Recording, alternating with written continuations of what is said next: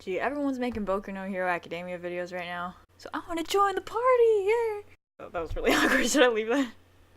Okay. Anyway, hero names in Boku no Hero Academia are, at least for the major characters, a reflection of the nature of the person, right? Eraserhead tells them to choose a name that reflects who they want to become one day. However, comparing the older generation of heroes to the main Class 1A students presents a difference between a hero name as a persona versus an identity. Truly being your name is different than having a facade that matches it. Before we get into the comparison though, let's just talk about the literary significance of the hero names of the major characters first. Todoroki, Ida, who I will call Tenya for simplicity's sake, Endeavor, and finally All Might and Midoriya. At first glance, one might be disappointed that Todoroki simply decided to use his first name as his hero name, but choosing Shoto as his hero name is the perfect way to bring closure to his character arc from the sports festival. Aizawa said to choose a name that he wanted to become, so it's his way of saying that from now on he wants to define his own destiny. He didn't choose Todoroki, the name of his bloodline, he didn't choose a name defined by his powers, and he didn't choose a name in homage to another hero.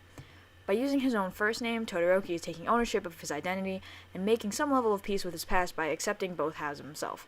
As Midoriya told him, his fire is not his father's quirk, but his. Shoto wants to make his own path for himself, not conform to whatever his father or others want him to be.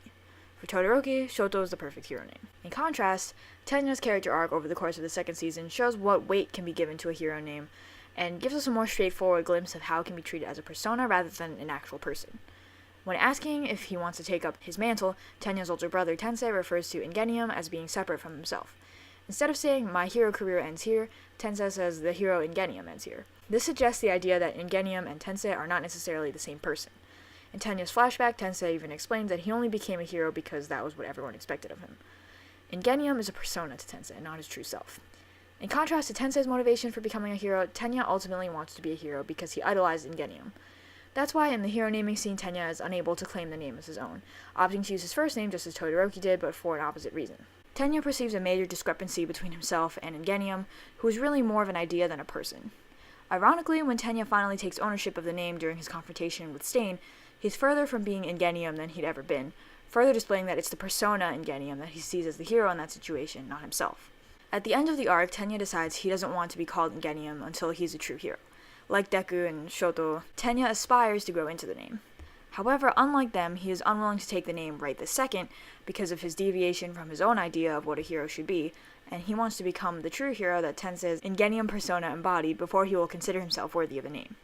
In other words, he refuses to allow Ingenium to become his facade. Now a break from the students to talk about Endeavor.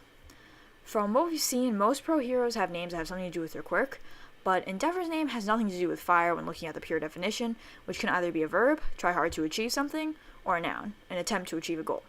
The connotation is that one is putting up a valiant effort. Unlike most of the other pro heroes, Endeavor's name symbolizes a personality trait, his relentless ambition. However, Endeavor sounds like it would be some sort of noble pursuit, but instead the meaning of the word is perverted to represent his mission to create a, quote, hero that could surpass All Might. The facade in Endeavor's name is that instead of a heroic motivation behind his ambition, he's more interested in heroism for personal glory and to fulfill a personal grudge. Okay, one of the most interesting choices of hero name was Midoriya's choice of Deku, which, as Bakugo indicated, means useless, but as Uraraka said, can also sound similar to the Japanese words for "I can do it." Of course, we see Midoriya's reversal of the insult into something positive that he actually aspires to, and this represents his acceptance of his current weakness as a stepping stone to become stronger and change useless into "I can do it." It also parallels his acceptance of One for All from All Might. Deku is a nickname someone else gave him, but he is giving it his own meaning, and his quirk was also something someone else gave him, but one of the major focal points of his character arc so far is the idea of making One for All his own. Midoriya's choice of Deku is particularly interesting when juxtaposed with the name All Might, which is basically the opposite of Deku even though they have the same power, and Midoriya's is increasing while All Might's is decreasing. When choosing his name, Midoriya considered how he'd always wanted a name like All Might as a child, but decides that, like Tenya, he can't take on a name that already means so much, a name that comes with that much baggage, if you will. In the same way he's redeeming his derogatory nickname by choosing it as his hero name, Midoriya is also redeeming the quirk that belonged to someone who was ultimately a persona.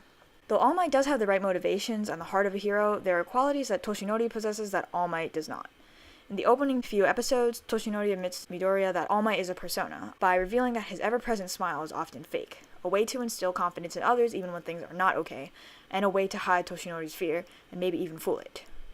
Though they share core similarities, Toshinori and All Might are not exactly the same person. All Might is an idealized version of Toshinori. You could say that the author gave him the epithet symbol of peace because he is just that, a symbol. So when we look at the hero names for Midoriya, Todoroki, and Ida, we see names that they are trying to grow into. But when we look at All Might and Endeavor, we see so-called heroes who are unable to truly live up to their own names.